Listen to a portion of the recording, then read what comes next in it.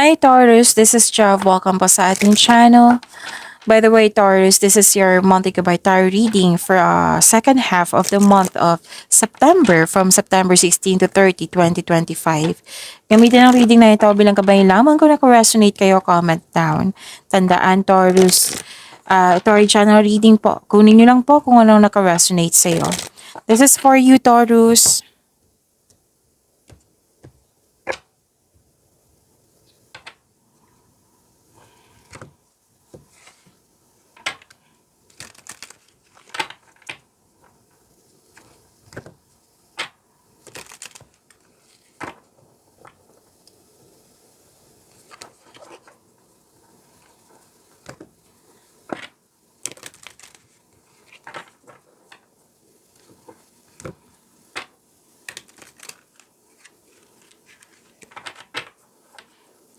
Para po ito sa iyo, Taurus, ngayong September 16 to 30, 2025.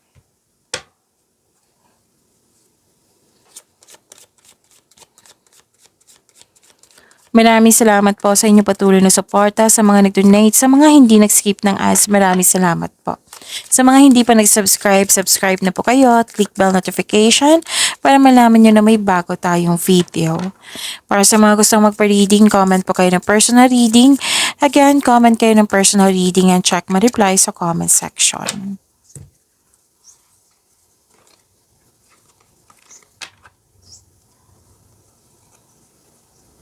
Okay. So, may malaking influence ng isang babae po. May nakita rin ako ditong mas lumawak yung ambisyon mo sa buhay. Mag-ingat po daw kayo sa mga palinlang na tao. Or di kaya may nagsinungaling, rivalry, tuso, mandaraya. Or di kaya may tutol, mapanlinlang, or di kaya concern to sa third party. So, natandaan nyo yung sinabi ko kanina na kunin nyo lang po kung ano yung naka-resonate sa'yo. And may ending with new beginning dito.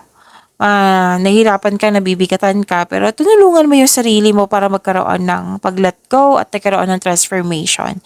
Yes, may ending dito with new beginning. Okay? Ending with new beginning po. Pwedeng may separation of responsibilities, pwedeng literal na separation, pwedeng tumiwalag, end of contract or closure. Oo.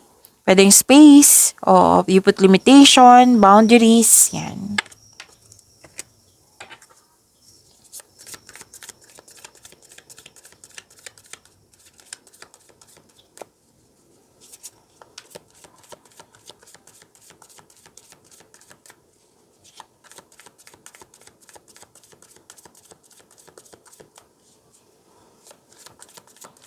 Energy po ni Taurus. Yan, September 16 to 30, 2025.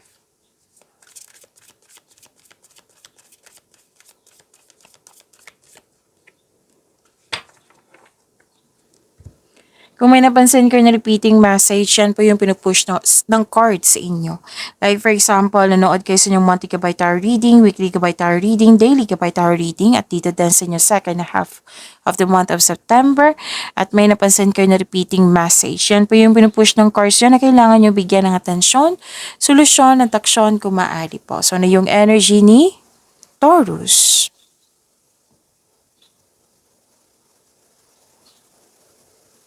Nakaramdam ka ng pagod dito, oh. Pwedeng kulang ka ng pahinga. Pwedeng nagkaroon ng stress or anxiety. Oo, pero lalaban ka pa rin, Taurus. Pwedeng nagpasya kang magpahinga, magbakasyon ba? Para magpagaling. So this card asks you to relax, calm your mind, and reflect. Sleep and meditation ay kailangan po. So ito yung sinabi ko kanina, nagput ng space. Na lumabas din siya dito. Nagput ka ng space. Oo. Space is a sign of respect sa inyong sarili, sa kapwa mo, sa isang sitwasyon. So, ang pagpahinga po ay nakapagbigay ng increased productivity and a healthier mental state. Pwedeng balak pa ito or nagpasya kayong magbakasyon or magpahinga. Staycation, pwede.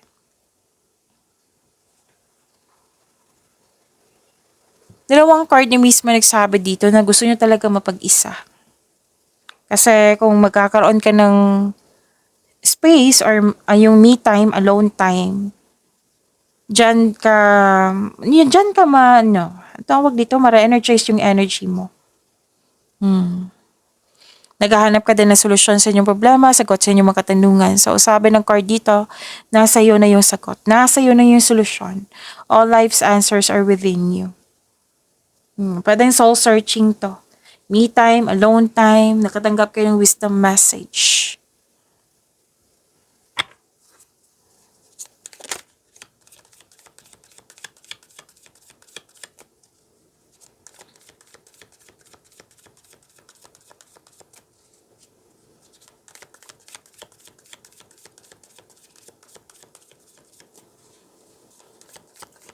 Career and money ni Taurus. Ngayon, September 16 to 30, 2025.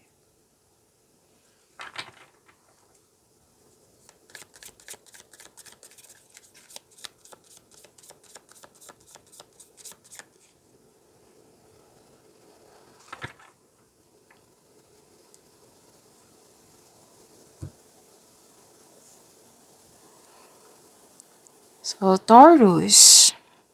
Nakikita ko dito, ang taas ng iyong tagumpay sa pananalapi at katadagan ay nasa iyong kamay na, hawak mo na. May parating na kasosyo or may magbigay ng puhunan sa iyo upang tulungan ka sa pagkamit ng iyong layunin sa buhay. Pwede din nagbigay ng moral support sa iyo, pwede din nagbigay ng ideas. Oo. Financial stability, nakikita ko po dito. And this is wealth and generosity. So, claim niyo po, ang ganda po na career and money niyo.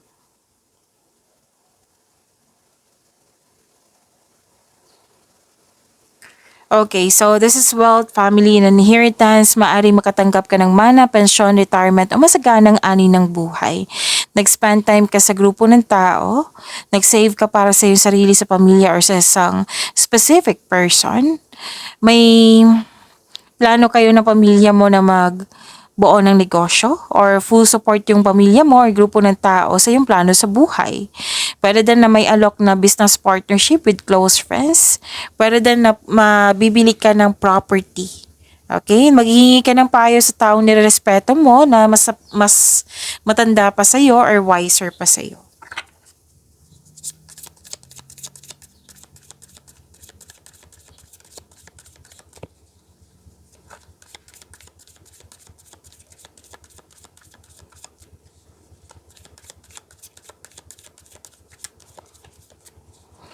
Love life, self-love, partnership, and romance ni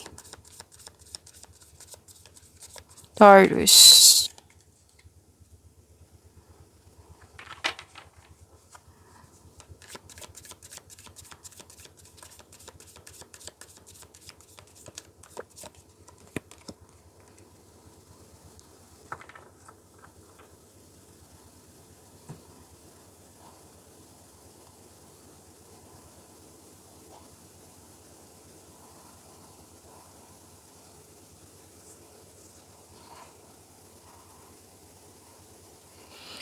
Okay, may biglaang pagbabago po dito sa inyong love life, self-love, partnership, and romance.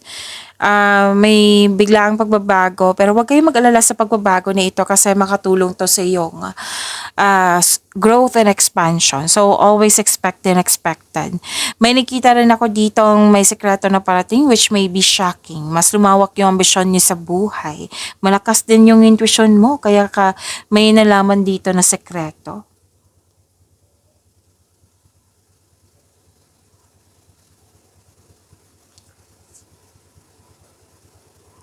So may bagong pasok sa relasyon, may ligawan or liligawan mo, may ganap na naka-destiny, oo, na may destiny ditong sinabi na magaganap ngayon. At okay, masaya kayo sa mga relasyon dyan sa buhay magkasawa, masaya kayo dahil mahal na mahal niyo ang isa't isa, very supportive kayo sa isa't isa, lalo na sa mga plano niyo sa buhay.